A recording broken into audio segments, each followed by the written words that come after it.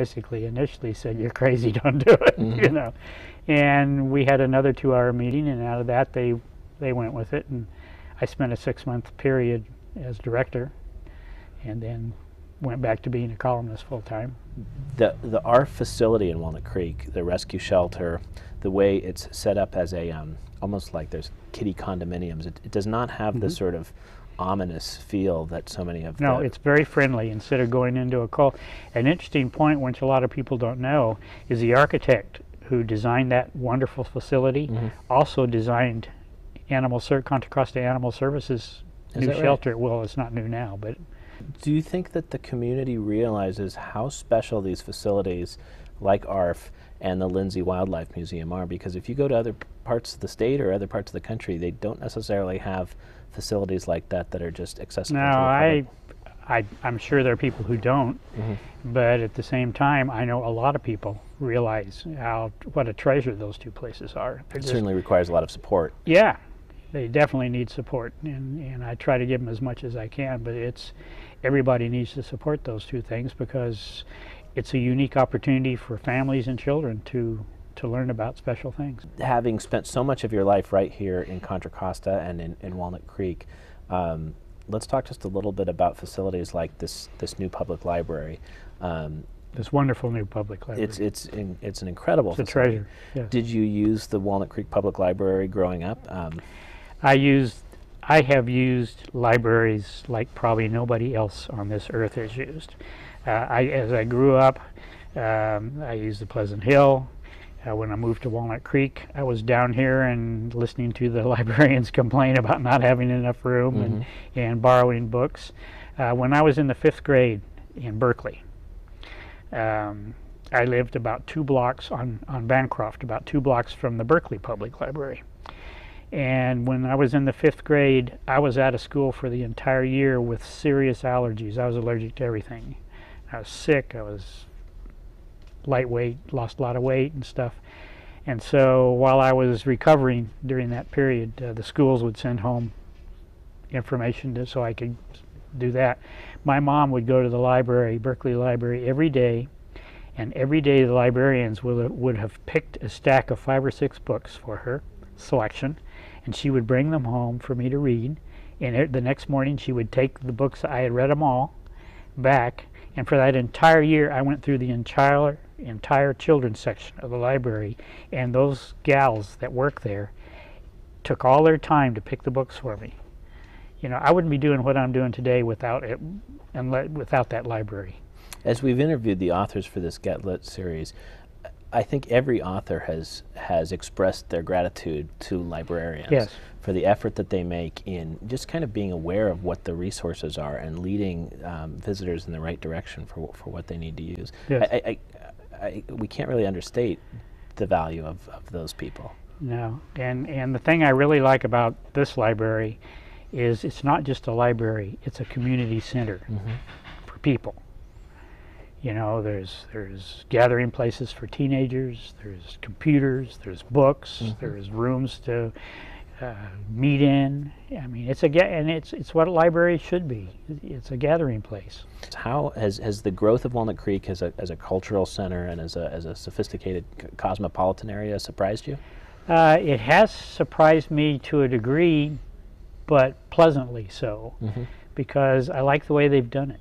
You know, we've all been to places where that's kind of corrupted the city by becoming that way. I think this has just made the city more elegant and beautiful and interesting and fun.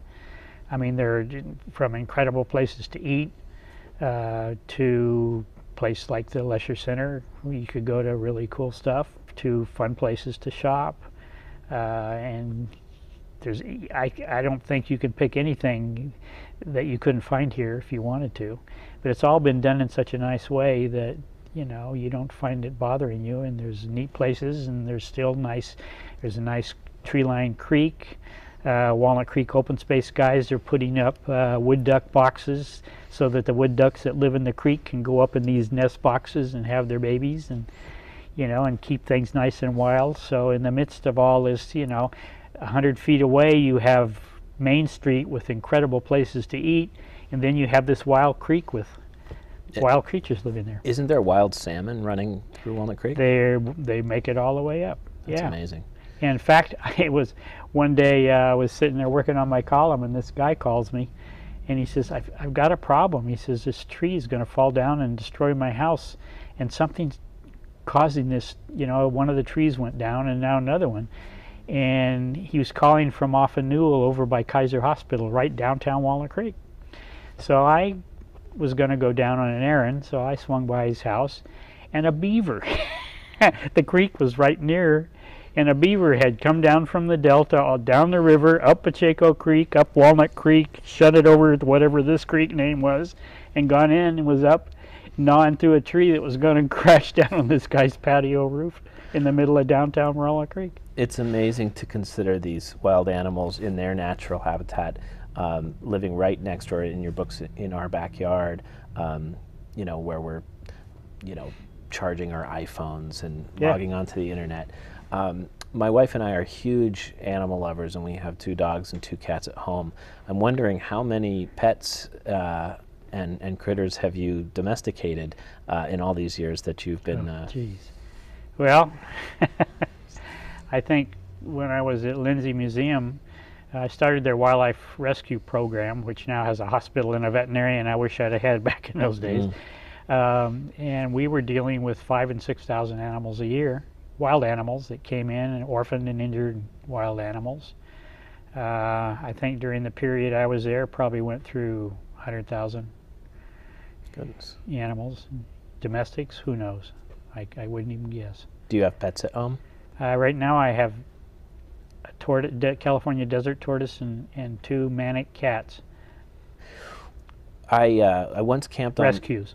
I once camped on Mount Diablo spontaneously by myself in a '65 Chevy Impala that I used to drive around.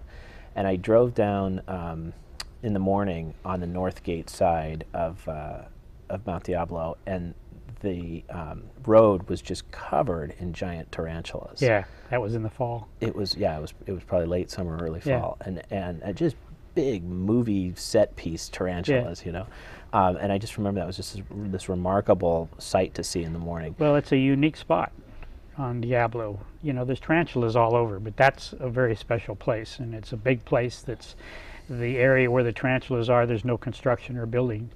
And they come out in the fall. The males, they live down holes, and they're around, but they usually stay in these holes. And then in the fall, the males are out looking for girls, And after the first rain washes them out of their holes, it suddenly is just... we have a photograph at the Times. One of our photographers years ago got down and put his camera on the white line of Northgate Road going up on the mountain when the tarantulas are crawling. And there's this great shot of down the white line with just tarantulas everywhere. Like monstrous. Can you think of some other spots that families might go to see wildlife in the open spaces and have really a unique experience?